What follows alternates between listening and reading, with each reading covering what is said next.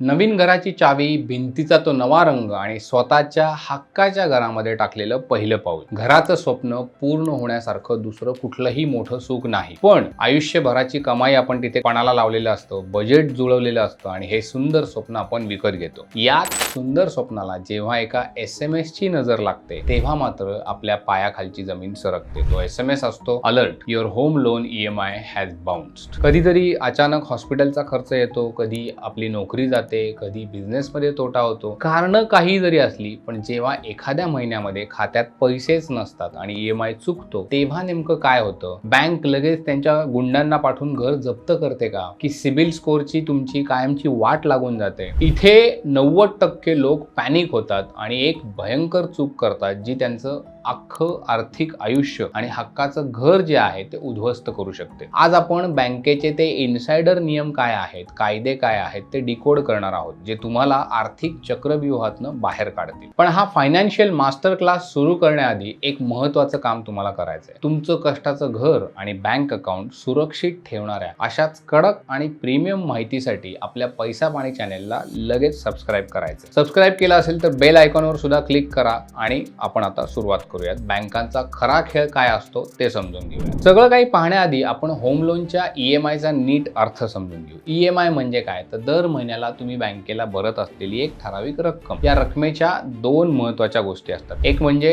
तुम्ही घेतलेल्या कर्जाची मूळ रक्कम, दुसरं म्हणजे त्यावर लागणारं व्याज. EMI जेव्हा तुम्ही भरतात त्यातले काही पैसे मुदलात जातात, काही पैसे व्याजात जातात. समजा तुम्ही 30 लाखांचं होम लोन घेतलंय, 20 वर्षांसाठी तुम्ही त्याचा EMI सेट केलेला आहे. दर महिन्याला एक ठराविक रक्कम तुमच्या खात्यातून जात आहे. ही रक्कम वर्षानुवर्ष तुम्ही भरल्यानंतर तुमचं कर्ज फायनली संपतं. पण आता विचार करा, तुमच्या खात्यामध्ये पैसेच नाहीयेत आणि हप्ता कट झालाच नाही, तर अशा वेळी आपण गोंधळून जातो. कारण बँकेसाठी फक्त तो एक हप्ता असतो का? तर नाही, त्यांच्यासाठी एक रेड सिग्नल असतो की हा जो कर्जदार आहे तो आर्थिक अडचणीमध्ये आहे आणि म्हणूनच बँका काय करतात, लगेच तुम्हाला लेट पेमेंट चार्जेस लावतात. म्हणजे हप्ता वेळेवर भरला नाही की बँक काय करते, थेट तुमच्याकडनं दंड आकारते. तुम्ही आधीच आर्थिक अडचणीमध्ये असता, तुमच्यावर आणखी हा दंडाचा अतिरिक्त खर्च जो आहे तो देखील टाकला जातो, तो वाढतो. पण खरी समस्या जी आहे ती इथे संपत नाही. दुसरी आणि सगळ्यात मोठी गोष्ट म्हणजे या सगळ्याचा तुमच्या क्रेडिट स्कोअरवर थेट परिणाम होतो. आजच्या काळामध्ये क्रेडिट स्कोअर म्हणजे तुमचं एक आर्थिक रिपोर्ट कार्ड. उद्या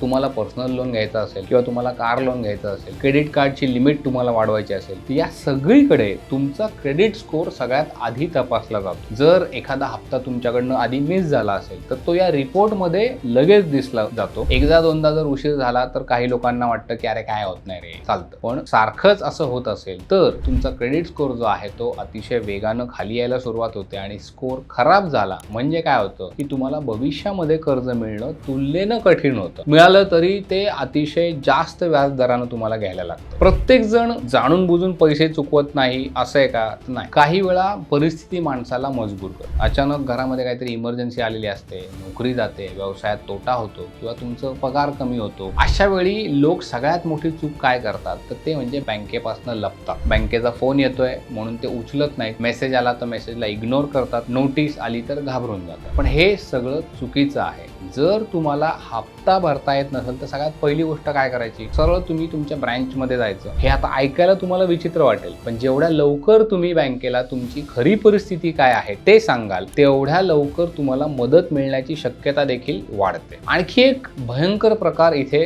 घडण्याची शक्यता असते. काही लोक काय करतात, हप्ता भरण्यासाठी नवीन लोन घेतात. विशेषतः फायनान्स कंपन्यांकडनं खूप जास्त व्याजावर पर्सनल लोन घेतात किंवा ऑनलाईन लोनच्या सापळ्यामध्ये अडकून बसतात. इथूनच मित्रांनो सुरू होतो खऱ्या अर्थाने एक कर्जाचा फास. मला सांगा, एक कर्जाचा हप्ता भरण्यासाठी दुसरं कर्ज तुम्ही घेताय, हे बरोबर आहे का? नाही. दुसरं कर्ज सुरू होतं, मग दुसऱ्यासाठी तिसरं सुरू होतं. काही महिन्यांनी तुमचीच परिस्थिती इतकी वाईट होते की तुमचा जो पगार आहे त्याचा मोठा भाग जो आहे तो फक्त व्याज आणि कर्जाचे हप्ते भरण्यात जातोय. मानसिक ताण एकीकडे वाढत असतो, घरामध्ये भांडणं होत असतात, झोप लागत नाही, फोनची भीती वाटायला लागते. म्हणून एक गोष्ट कायम लक्षात ठेवा, कर्ज घेऊन कर्ज फेडणं हा उपाय नाही. या संकटातनं मग बाहेर कसं पडायचं, तर तुम्ही बँकेशी स्वतःहून संवाद साधला तर बँकांना माहिती असतं की बाबा प्रत्येक कर्जदार फ्रॉड नसतो. तुम्ही याच्या अगोदर रेग्युलरली EMI भरत असता, त्यामुळे त्यांना माहिती असतं काही लोक खरोखर आर्थिक संकटामध्ये सापडू शकतात. मग बँका काय करतात, लोन रिस्ट्रक्चरिंगचा पर्याय तुम्हाला देतात. आता तुम्ही म्हणाल की रिस्ट्रक्चरिंग म्हणजे नेमकं काय, की समजा तुमच्या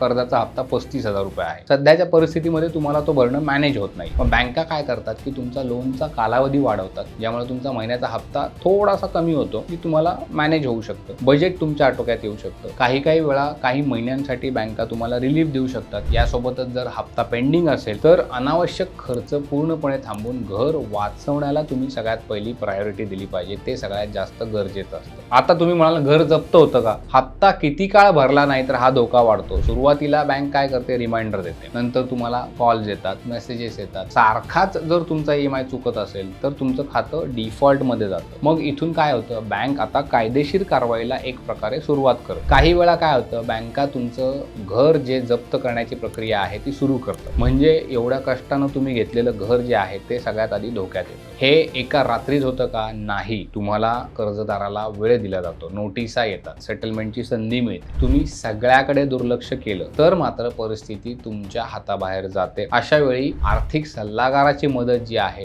ती तुम्हाला फार गरजेची असते. ती अजिबात घ्यायला तुम्ही लाजू नका. ते तुम्हाला बँक बरोबर करायच्या वाटाघाटी, योग्य निर्णय घेण्यासाठी हे आर्थिक सल्लागार मदत करू शकतात. आता असं होऊच नाही यासाठी काय करायचं? नाही झालं तर उत्तमच आहे ना. त्याचं उत्तर अत्यंत सोपं आहे. जितकं लोन फेडता येऊ शकतं तेवढंच लोन. आपण एक मोठी चूक करतो. आपलं बजेट असतं 40 लाखाचं. भविष्यामध्ये पगार वाढेल या हवेतल्या आशेवर आपण 60 लाखांचं घर बघतो. भविष्याची कुठलीही गॅरंटी असते का? नाही. आज नोकरी आहे, उद्या असेलच असं नाही. त्यामुळे लोन घेताना हप्ता तुम्ही असा ठेवा की बाबा इन्कम कदाचित थोडं कमी जरी झालं तरी आपल्याला सहज हप्ता मॅनेज करता येईल. यासोबत एक इमर्जन्सी फंड तयार करा. आम्ही सतत सांगत असतो किमान 6 महिन्याच्या EMI एवढी रक्कम तुमच्याकडे बॅकअप म्हणून बाजूला काढून ठेवा. योग्य इन्शुरन्स तुमच्याकडे असला पाहिजे. घराचं स्वप्न मोठं असतं पण त्या स्वप्नांचं ओझं आपल्या आर्थिक क्षमतेपेक्षा जास्त नसावं. मित्रांनो, एखादा हप्ता जर मिस झाला म्हणजे आयुष्य संपलं किंवा सगळं बुडालं असं अजिबात होत नाही. पण त्याकडे दुर्लक्ष जर केलं तर मात्र संकट नक्कीच मोठं होऊ शकतं. तुम्ही घाबरू नका, लपून बसू नका. स्वतः जाऊन बँकेशी बोला. परिस्थितीला धैर्यानं सामोरे जा. कारण आर्थिक संकटात वेळेवर घेतलेला एक योग्य निर्णय तुमचं घर, तुमचा सिबिल स्कोअर आणि तुमची मानसिक शांती वाचवू शकतो. आता तुम्हाला याबद्दल काय वाटतं? तुमचे काय अनुभव आहेत का? ते आम्हाला खाली कमेंट बॉक्समध्ये नक्की सांगा. ही माहिती जर तुम्हाला गरजेची वाटली असेल तर ती तुम्ही तुमच्या मित्रपरिवाराला, विशेषतः ज्यांचे लोन चालू आहे त्या लोकांना नक्की हा व्हिडिओ तुम्ही शेअर करा. अशाच कामाच्या आणि अचूक अशा फायनान्शियल माहितीसाठी आपल्या पैसा पाणी चॅनेलला सबस्क्राईब नक्की करा. आपण भेटूयात पुढच्या व्हिडिओमध्ये आणखी एका नव्या विषयासह. तोपर्यंत तुम्ही सुरक्षित राहा आणि पाहत राहा पैसा पाणी.